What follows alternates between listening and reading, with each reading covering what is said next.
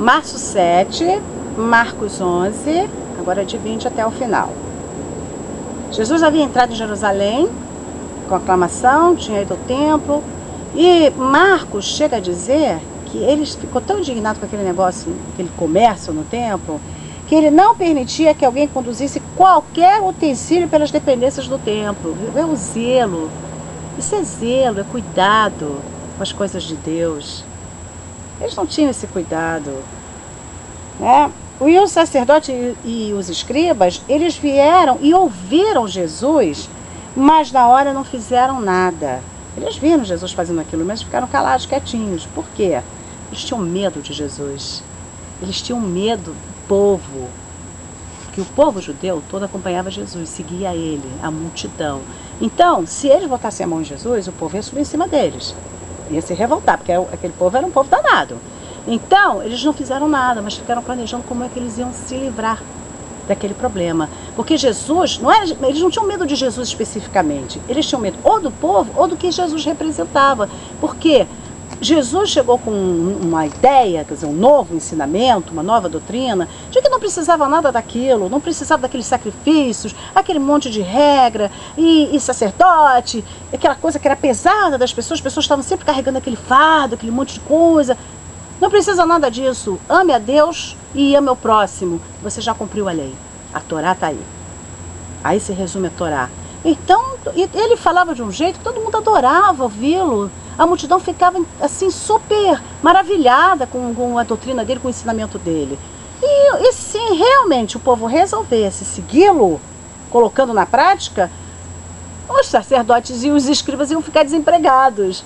Porque como é que ia ficar? Eles não iam mais procurá-los. Então, como é que eles iam fazer? E eles tinham todo o poder. Eles não tinham apenas o poder religioso. Eles tinham o poder político, eles tinham o poder econômico e viviam muito bem, graças a todas aquelas coisas que Deus havia estabelecido. É resgate, é pagamento disso, é pagamento daquilo, e é 10% disso, é 10% daquilo. Todo mundo tinha que dar. Eles não iam ter mais isso. E realmente depois de Jesus passaram a não ter, porque o templo foi destruído e acabou. Mas naquele momento ali eles não sabiam o que ia acontecer, eles queriam manter aquela situação deles o mais possível. E qualquer um que viesse atrapalhar, eles iam tirar do caminho. Obviamente, e ficaram planejando como é que eles iam matar Jesus. Porque Jesus era um perigo, né? Bom, aí agora vamos falar do incidente da figueira. Quando Jesus estava vindo, ele viu uma figueira, estava com fome, aí falou, nunca mais vai sair frutos de ti. No dia seguinte, eles passaram, a figueira estava seca. Aí o Pedro, sempre ele, falou assim, Senhor, a figueira que tu amaldiçoaste está seca. Muitas pessoas falam, poxa, mas como é que Jesus vai fazer uma coisa dessa? Vamos entender, a questão aqui não é a figueira em si, nem amaldiçoamento de figueira. A questão, Jesus está sempre ensinando, tudo que ele faz tem uma mensagem que ele está passando. O que ele está passando aí? Se você... Deus criou você. Se você não der frutos para ele, ele vai secar você. Não tem jeito, porque nós somos criados, especialmente nós que somos recriados pelo Espírito Santo de Deus, nós somos recriados para darmos frutos. Se nós não dermos frutos, quer dizer, boas ações, levarmos outros a Deus, conduzirmos outros a Jesus, se nós não fizermos isso, nós vamos ser secos. E também, se nós desobedecermos, está lá em Deuteronômio 28.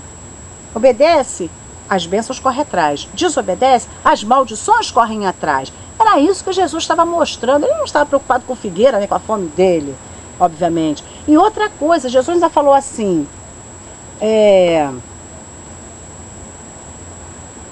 eu digo a vocês com toda certeza, se vocês disserem ao monte, ergue-te daqui e lança-te ao mar, e não duvidarem no seu coração, mas crerem que se fará conforme vocês dizem, isto acontecerá conforme vocês dizem. O que ele está dizendo?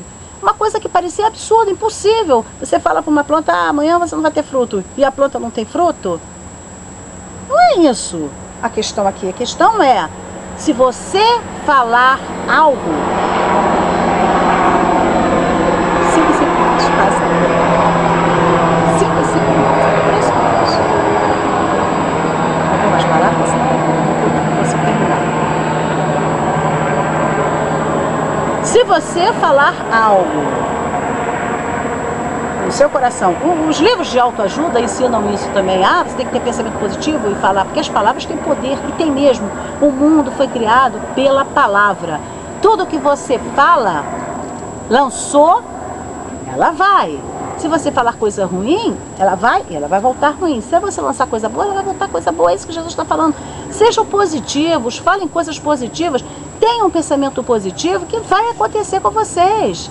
Só que Jesus não fala em pensamento positivo, ele fala, tenha fé, creia que Deus quer o melhor para você, creia, tenha fé no seu coração, não duvide que isso vai acontecer. Se você não duvidar, acontece conforme você falar.